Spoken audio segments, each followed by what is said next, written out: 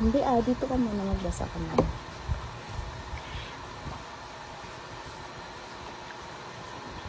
Against the Clock, a cricket story by P.G. Wodehouse.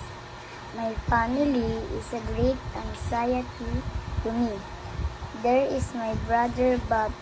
For instance, he is much better now. For I have worked very hard on him, and even Father, when my eye is not on him, there was that business of the right of way. For example, I had been away for a visit to Aunt Flora.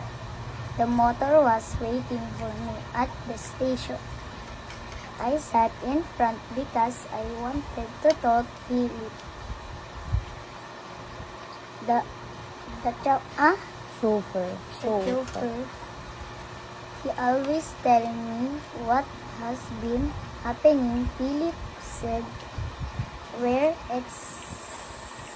excitement in the village is about that their right of way. Then he told me the story.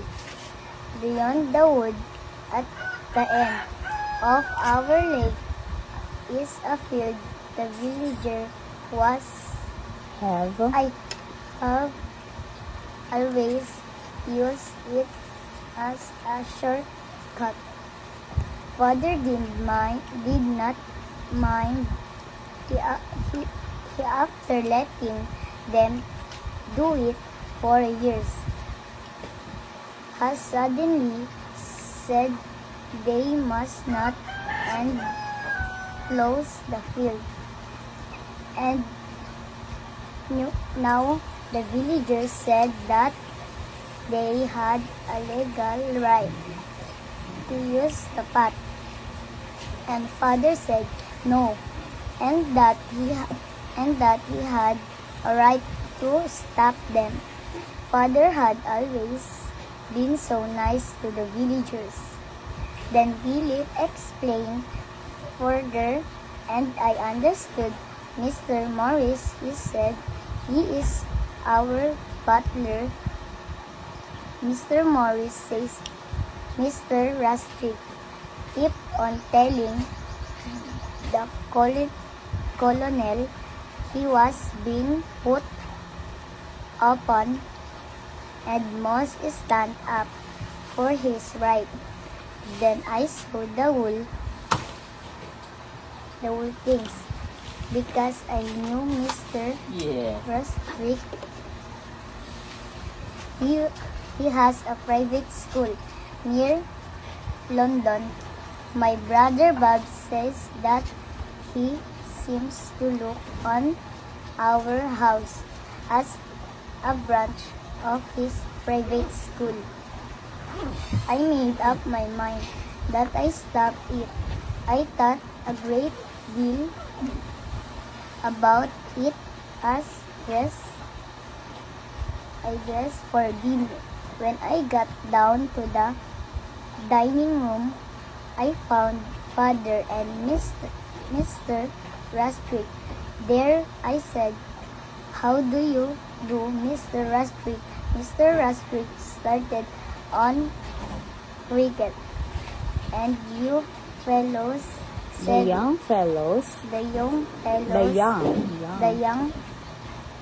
young fellows said he have no notion of what I call real cricket.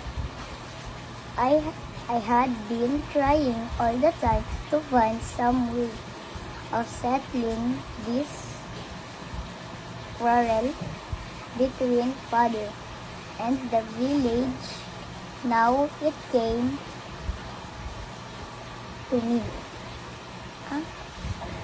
I had been trying. Now it came to me all of a sudden. I said, Father, I thought I've thought of a way of settling the right of way.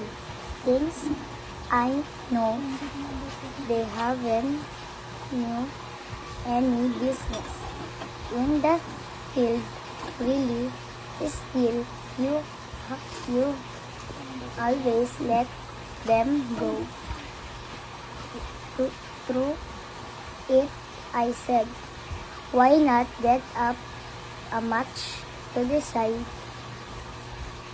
it, Father? It would be a fun if they win. Let them have the right of way, and if they win, you could do. Do you like? I wish you would, Father. Father loved this idea. Excellent, he cried it tonight. It doesn't.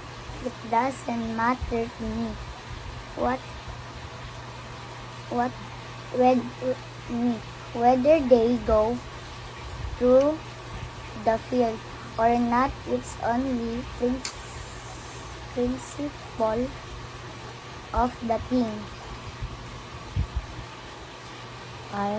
I'll arrange it tonight. Now, let me see, he said, about our team. So, this time, ang gagawin natin is matching type. Kung sa session 3, nag-jumbled word tayo, ngayon naman is mag-matching type tayo. So, sagutan mo na yung matching type natin.